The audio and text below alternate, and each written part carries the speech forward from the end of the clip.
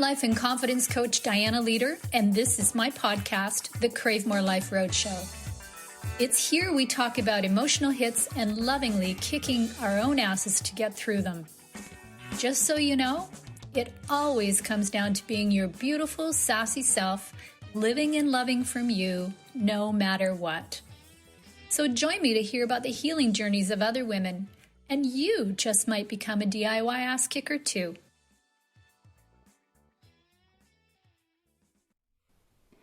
Hey DIY ass kickers, welcome back to the Roadshow.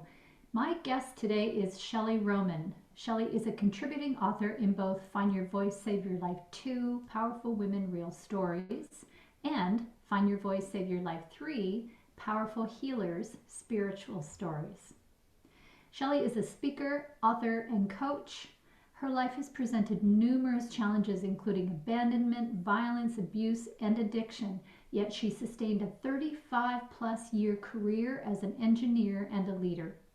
Shelly brought order to the chaos of her life by developing the concept of sacred ground and is committed to helping others heal and transform their lives. Have a listen and look for how to connect with Shelly in our show notes. Welcome to the Roadshow, Shelly. Hi, Dianna. So happy to be here with you. I'm happy that you're here too. It's been nice to see you. We got to have a tiny little chat, of course, when we first got on. So yeah, it was nice to do that. So tell us about, if you can start to tell us about your stories. Because your chapters are a little different, but they're really the same theme. Right? It's about finding your voice. So tell us your story and why it was so important to share it, not just once, but twice. Well, my first story is really about how I found my voice as a woman in this field of engineering, which is so male dominated. And I went into that. I start my story when I was first in flight training, becoming a pilot, and how I was treated at the airport. Now, keep in mind, this would have been the late 70s, early 80s. And so the world was a little different then, but there weren't a lot of young women. I was 17, 18 years old and learning to fly, and the guys would call me Brick. And I would laugh. I was so excited about having a nickname. But the rest of the joke was, if you can teach a woman to fly, then you can teach a brick to fly. And so they all would see me and say, hey, Brick, hey, Brick. And so that's how I started my story, because what was important there is I just laughed along with them. I never said, hey, don't call me names. I didn't say any of that. I didn't know how. And the story progresses to when literally I'm in my 50s and my boss is at a new job, is putting hands on me. And for the first time in the moment, I'm able to say, please don't touch me. If he was touching my back and squeezed my lower back, and then he reached around and was squeezing my side, like my ribs. It was really inappropriate. And that was very polite of you to use those words. I'm sure that others were in your head.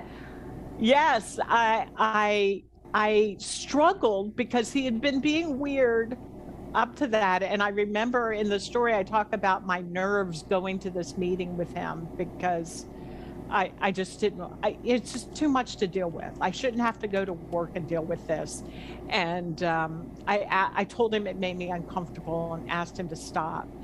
And he ended up telling me that I was fake friendly. And he always knew I was fake friendly. And I knew when he was saying that, he was just lashing out. And I certainly don't know what not being fake if I had said, yes, touch me more, let's go have an affair, then maybe I wouldn't be fake friendly, but I don't know.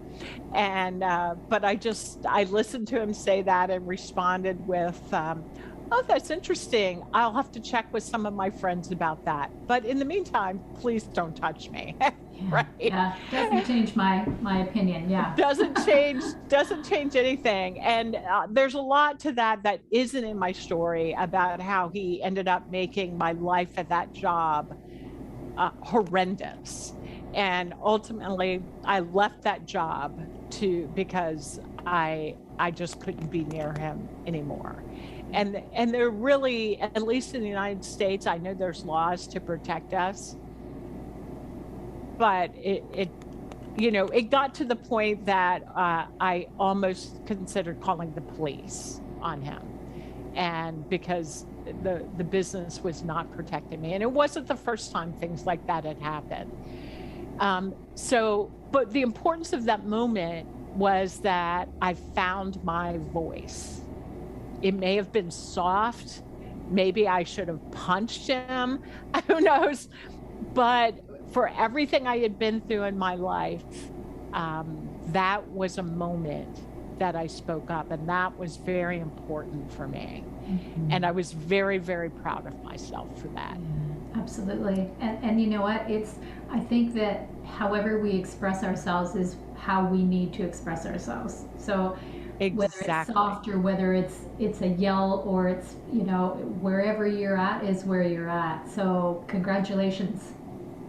Thank you. And I truly think Source keeps giving us the lessons in life that we need to learn. And so I don't think it's a coincidence that I was in that career and had those experiences. And in the story, I talk about times I did ask for help and how men could not see it. And my husband and I have had this discussion about how men, and he's one too, they don't notice it because we're all inculcated in this from such a young age. And so knowing me and having me talk to some women at his job who then start sharing, oh yeah, that happens to me here too. And my husband being shocked because he had no idea. But it's helped to open his eyes so he can see it more. And I think that's what needs to happen if we start speaking up and we start talking to, I don't want to say good and bad, but the men who are not doing those things, but their part is that they can't see it. They're not noticing. And maybe even women, because I think part of my story was that I just didn't notice. I knew it made me feel bad, but I didn't know what that meant, if that makes sense. It took me to my 50s to really understand what that meant. And tell us about that piece. So what did it mean for you? Well, I think there's been a theme in my life that my body is not my own, that I didn't have agency over my own body.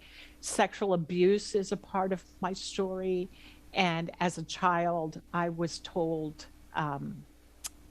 my mother told me, probably because she truly believed this, that it was always the woman's fault. Mm. Well, at the time I wasn't a woman, I was a little girl.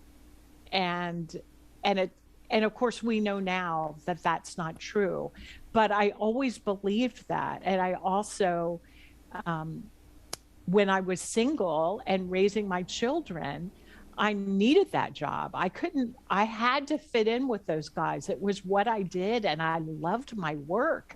And so there was a part of me that I think I went through a period where I tried to fit in by acting like them. And it took a long time before I realized that to exist in this world in a healthy way, I had to be authentic, and I had to figure out what that was. And I had to speak up for myself in that way. And for a while I went through a phase where, why can't anyone help me? Why can't anyone help me? It's wonderful if people can help us.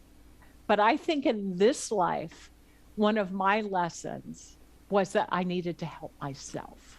Yeah. And that was very important. And so that moment when I could say, don't touch me. It was like it's resonating going back the whole 50 years.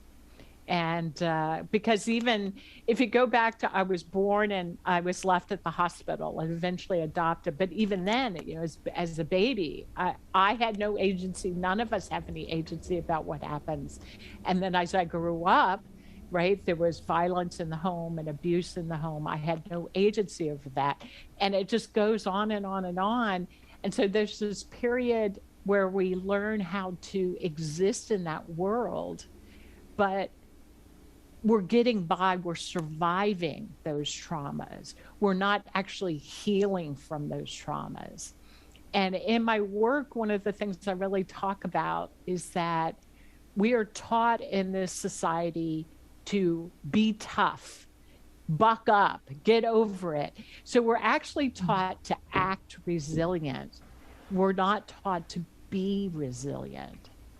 And that is something that's really become clear to me in the last 2 years, is that one of the things that I'm being asked to do is to help people be resilient. And that doesn't mean building up all the scaffolding and armor around us so no one can get in. It means truly healing it, letting those guards down, and walking through the world knowing that we are protected by God, source, your angels, whatever word you feel like using, and that's the level we have to heal at. Yeah. Wow. Wow. That's awesome.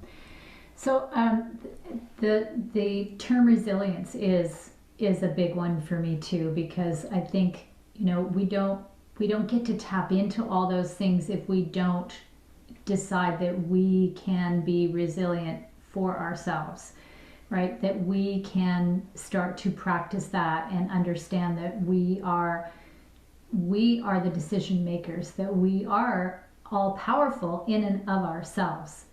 So to I don't know, to own that first, I guess is what I always think about when I think of that term resilience.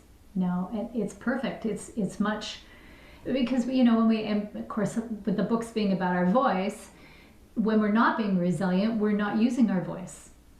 We don't have anything to say. We don't know what to say. So we do what you were talking about earlier. We go along with whatever's happening around us. That's right. Or pretend. My words were really about fitting in, getting along, not rocking the boat, not stirring the pot. Yep. And I didn't realize that was killing me. And that is really not my point. It's not my purpose on this earth and in this incarnation. Yeah. I need to walk through and try to continually figure out what is authentic Shelly, and then be the best Shelly I can be. Yeah. Yeah. So did you, this is off just a tiny bit, but sort of along the same path. So did you consider, or did you feel any body reactions to not using your voice, to not being yourself? Oh, well, yes. I mean, I covered up my feelings for a long time.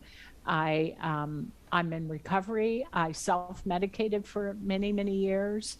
And I think that was something I used. I didn't have to deal with my feelings. I just medicated them. Right. Right. And when you stop doing that, when you take away that normalcy, then you're left with, oh, now I have to feel these and now I have to heal them. And fortunately for me, I found really great people to help me with that and to guide me. And then my whole life, and this leads to what I wrote about in the third book, is I've been so grounded in spirituality my whole life. I had my first out-of-body experience when I was 9 years old, and that's how my story starts in the third book. And I even go through how I kind of left my spirituality, but God kept following me and finding me.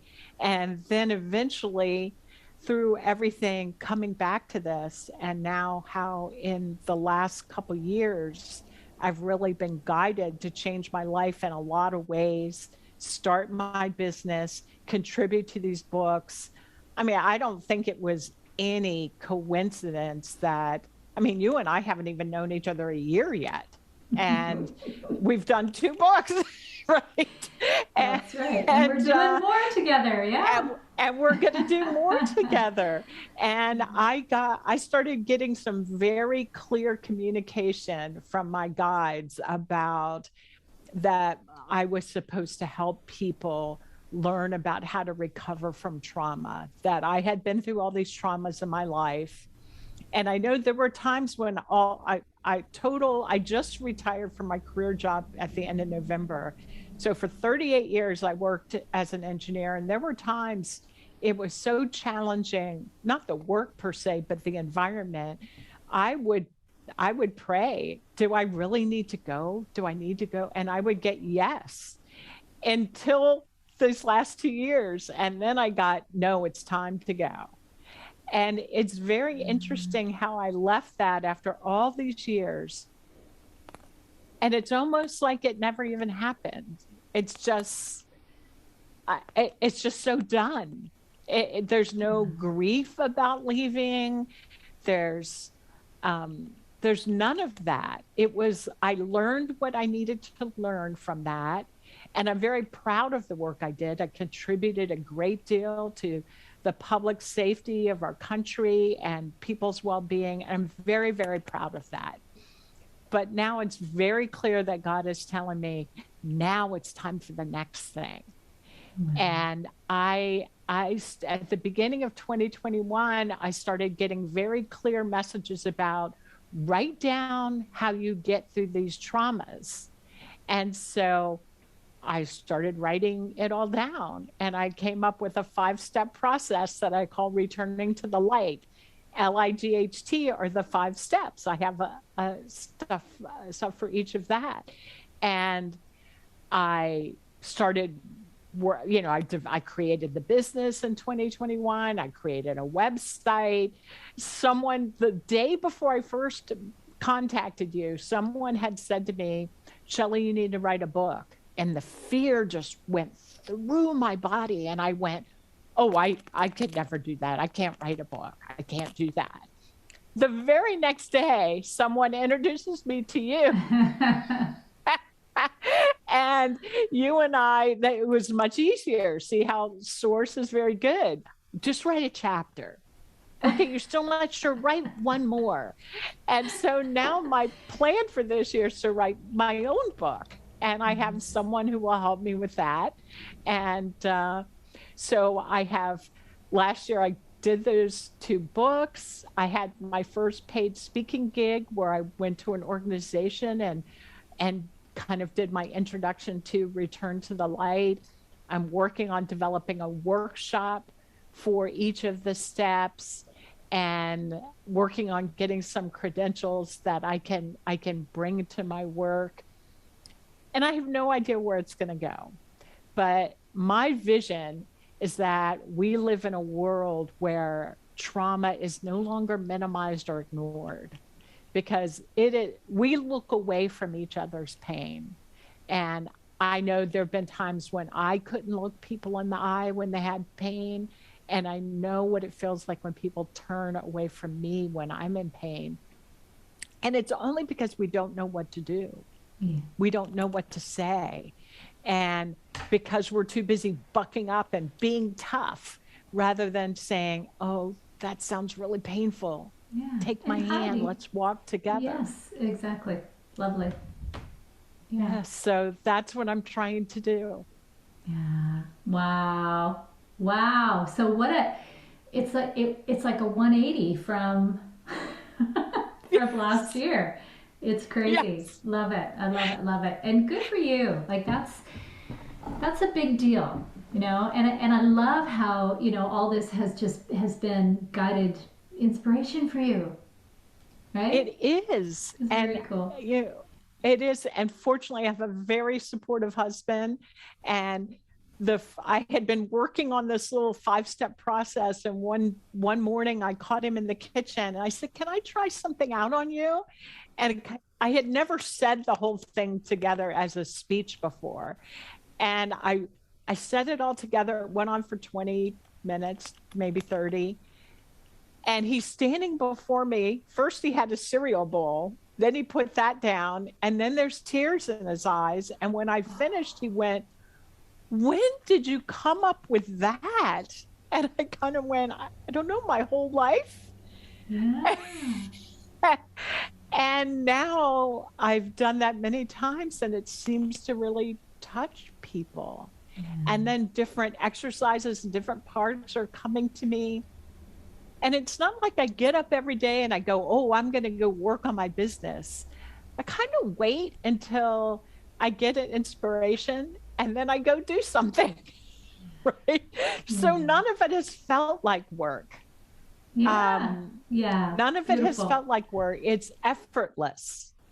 And I just keep doing the next thing that God puts in front of me. And fortunately, God put you in front of me, and we've been able to build this wonderful relationship. And what a gift. You and I would not have met but for COVID and for the lockdown, because you would have been in Canada. I would have been down here in Virginia. Never the twain would meet, right? So our world has gotten so much bigger, and there's been so much pain from this pandemic, but there's been so many gifts too. But I also think the whole world is in trauma from this. People are still so afraid to go out. Let's face it, most of the world didn't know we were powerless, right? Some of us already knew we were powerless over almost everything except our own behavior, right? But most of the world didn't know that. But the truth is, every day we get up and we have a plan for the day, but we never know how it's going to be. But our spiritual health has to be strong enough so even if that plan goes awry, we are okay. Yeah. Yeah. Love that. So tell us a little bit more about those 5 steps. Okay, return to the light. L is let yourself fall. And I talk about how we don't do that in this society. And we maybe cry initially when somebody dies, but I think there's a lot of trauma that we just ignore as trauma. And then the reality is, if you have a regular job and it's a very, very good job, and the worst happens to you, let's say your child dies, you get 5 days off paid. That's it. That's what you get. And then you go back to work and people don't want to look at you and talk to you about it. And you're supposed to be back functioning. And I think there's all these messages from society that come in, and then they become internal messages. How many times as a mother, when your kids were small, you're like, oh, I can't get sick even, let alone deal with something very tragic that happens. Yes. And so I think all those wounds build up because we never let us fall, and then they become bigger. And then if you can let yourself fall, then you get to I, which is inch along. And that's the part of the process I always describe. It's where, okay, I can get out of bed now. I can walk through my day. I can maybe take a shower, wash my clothes, eat a bowl of cereal, maybe even put the bowl in the dishwasher. But I'm going through the motions and I'm in a lot of pain. But people maybe can't see that.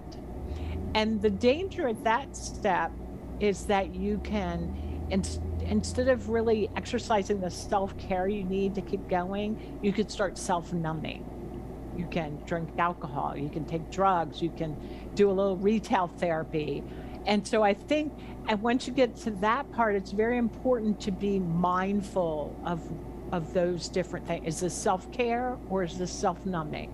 It's okay to numb some. I mean, I can watch some Netflix when I'm in pain, but we have to take the time to sit in the pain and find healthier ways to get through that. And there are conscious decisions that we make in the moment, whether we're in pain or we're not in pain. and they all need to be reflective of what we need. So, Exactly. yeah. And one of the stories I tell is that my husband and I were both going through a sacred ground walk, and we had made it to the point at inching along that we made it to the gym, and we got on the treadmill, and we're walking and then running. And for me, pain always happens as in my stomach. I feel like that rock in my stomach, that pit. And as I was running, it went away and I felt good. And I'm like, oh, this is great. And I looked at my husband and I could tell he was feeling better too. And then I can't run forever. So after about an hour, I get off the treadmill. And as soon as it stops, that pit, that rock in my stomach is back. And I looked at my husband. I knew it was back for him too. But we had a moment of relief there. So there are other things that can give you that moment of relief, but being on a treadmill for an hour is healthy. Being on the treadmill or going to the gym for 8 hours a day probably isn't too healthy. That's just ignoring it, right? Mm-hmm. So that's one good example. And when you think about that, that what that brings up for me is the whole issue of moving your body. Like, when you're not moving your body, everything stays stagnant. It's just stuck there. When you offer yourself that opportunity to start moving, like you would have on the treadmill, things can move through, and but again, you can't, as you said, you can't stay. Well, you could stay on a treadmill that long, but you probably wouldn't want to. Right. Eventually my body would stop, right? And the G is gather grace. And this is the part where you've healed enough that you can start noticing things like, oh, I feel better when I'm on the treadmill. Oh, Diana's called me every week since this happened. I haven't been able to pick up the phone, but maybe I can call her back now. And maybe I can go have lunch with a girlfriend. Maybe it's these little things. Oh, it's a beautiful sunny day and I can notice it. I can go out for a walk. And eventually all that grace starts piling up. And the thing about grace is once you start noticing a little bit of it, you can start seeing it everywhere. Once your brain opens up to it. And then once you start gathering all that grace, that helps you to truly heal, which is H, heal yourself. One important thing I talk about for all of this is no matter what step in the process you're at, you're going to fall back. So I can be in the middle of gathering grace and I have a day where I'm back at L, letting myself fall. But that's okay. That's part of the process. But you can see the light. That's another thing. You got to keep following the light. And then when you've gathered enough grace, and a grace can be a friend, a therapist, a group, your church, wherever you find that grace, that can help you really heal. And I know for me, I had that pit, that rock in my stomach. I was able to heal that, to actually transform that with working with the therapist I had. And I also learned that I had put up all the scaffolding around myself through my life from all these traumas. And I just kind of went through life like this, just stay away from me. We all know people like that. And probably most of us have gone through periods like that.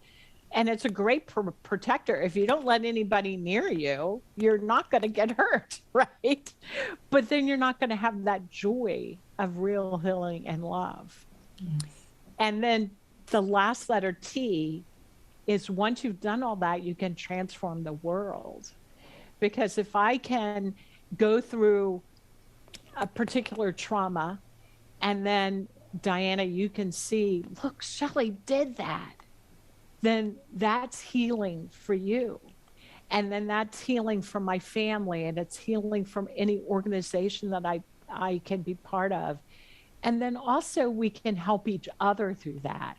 So when you may be going through the same trauma, I can call you and go, Diana, here, take my hand. Let's walk together through this. Yeah.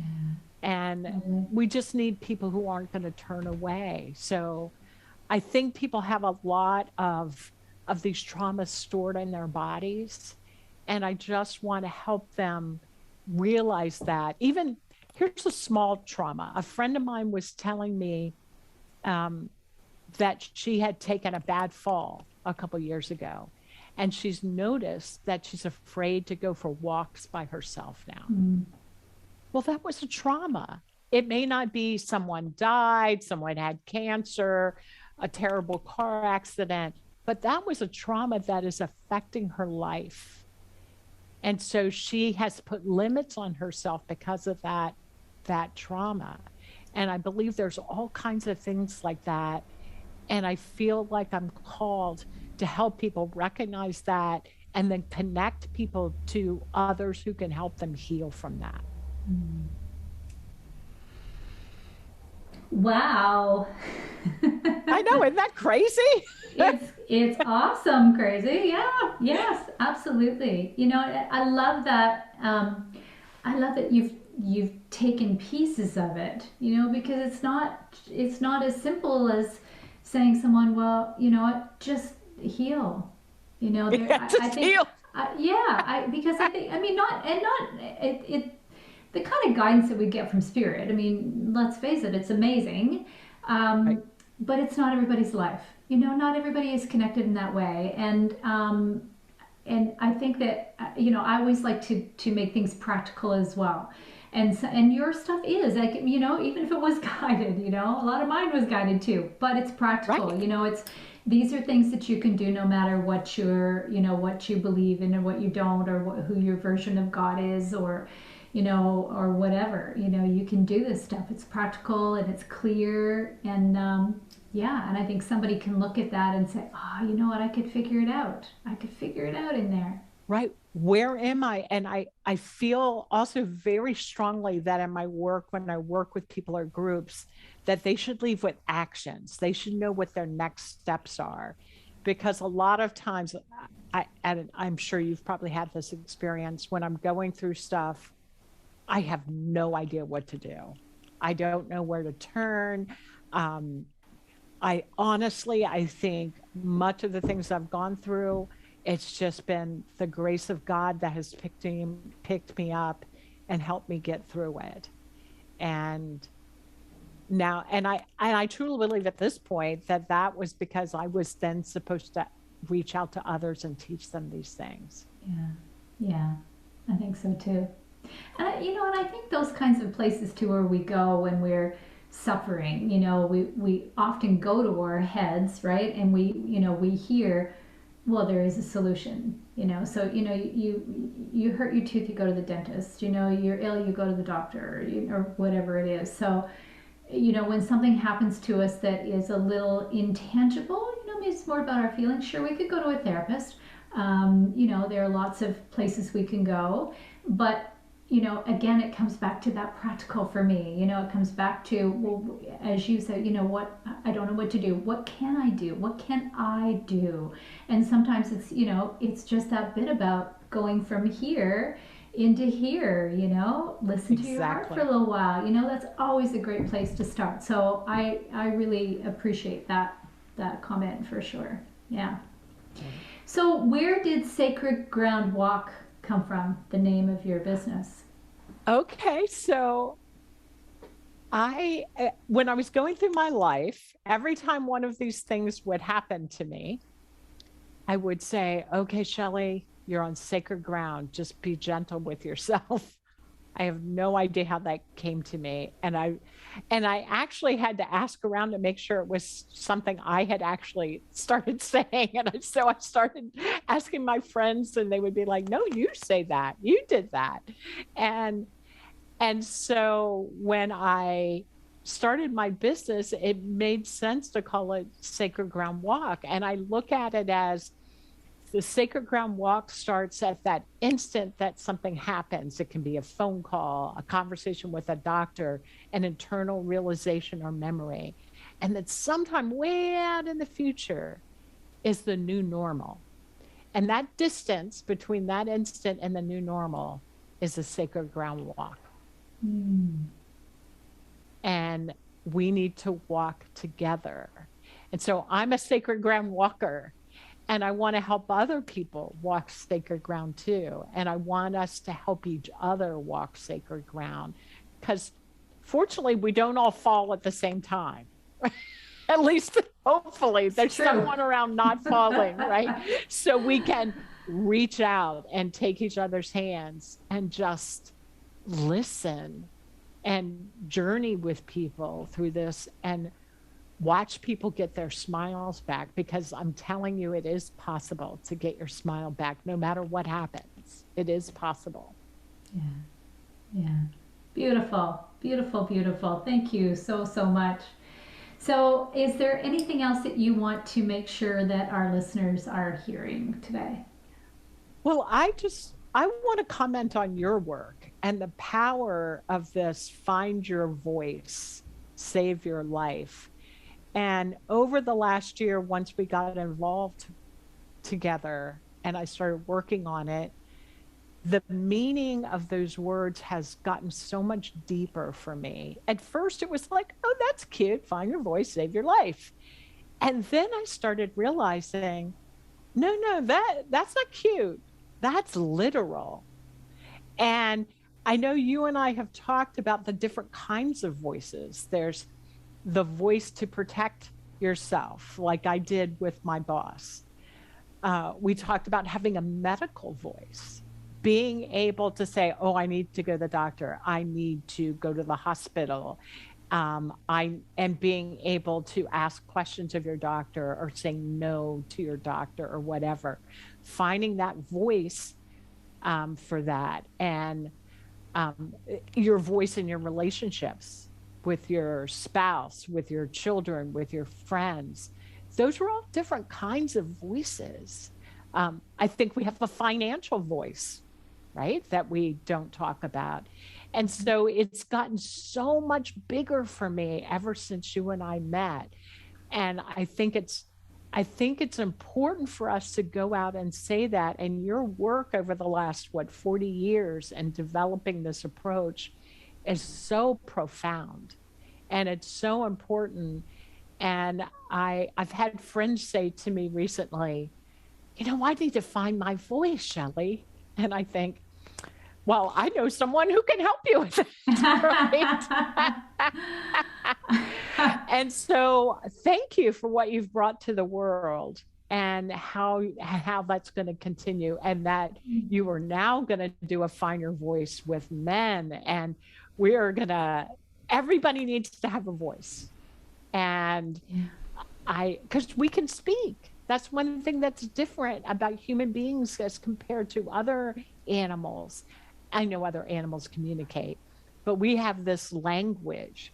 And so how do we use this language to express our authentic selves rather than to diminish ourselves, and worse, to diminish others?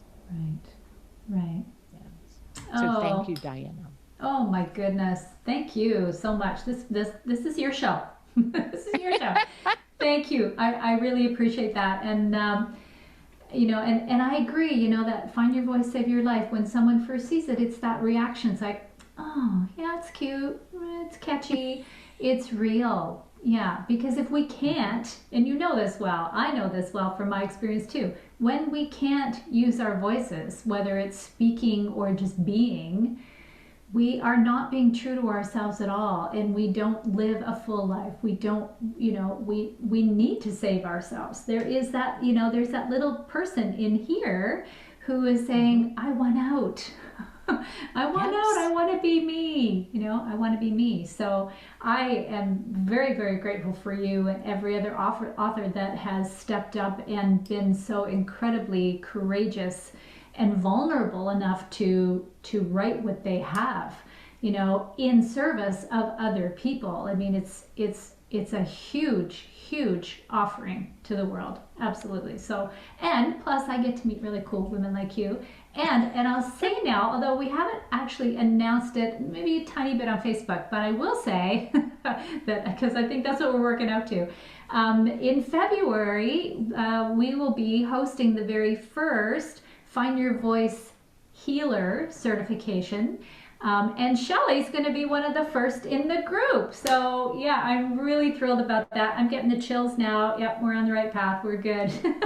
Yes. So yes. that's going to be awesome because every person in that group will then take the message and they will be able to, use my work with their own work and, and start to support other people in using their voices too. So I am absolutely over the moon thrilled with all that. So I am too. And I cannot wait to take what you teach me out to my world and the people I get to touch. I'm very excited to pull those exercises into what I do. Perfect. Thank you. Thank you. Thank you. Okay, so I have one last question. And I ask this of everybody. I want you to share, please, if you will, one funny or fun thing about yourself that people don't know. I love scary movies. I love movies about creatures that get big and eat people. And one of my favorite movies of all time is Alien, the whole Alien series. Alien, Aliens, all of them, they're all wonderful. One of my sons even bought me a movie called Slither about worms that eat people. And that's something I know you're thinking, I'm so sophisticated. I'm a highly educated, fancy woman, but you'll catch me here sipping peppermint tea, eating dark chocolate, watching Slither sometime. I love it. I love it. And the funny thing is, we were talking about this before we started to record, and what Shelly told me was that she's not kind of seriously into these shows, like that they're real. They're humorous. Like they're fun for her. They're fun for her. So I love that. Absolutely love that. Yeah, you're connecting with something. It's very silly. I love silly things like that. Yes, yeah. And you know what? And that falls into some of the work that we do. Thinking about what I need. Silly is important to me. So how can I get some of that for me? Yeah, I'm going to feed myself silly today. I love it. I love it. Thank you. Well, I appreciate you being here. It's been great fun. And I think that people are going to really connect with a lot of what you shared today. So thank you so much. Thank you. Thank you for all your support. And love you, Dianna. And love you, world. Love you too, Shelly. And listeners, thank you for being here. Really appreciate it. And just remember that every time you listen to something that is at all meaningful for you, or you just take a minute to create a different awareness for yourself, you are actually kicking your own ass. So thanks, guys. We'll see you next time. If you like today's podcast, hit subscribe at the bottom on your way out, and come find me at cravemorelife.com for even more DIY ass kicking.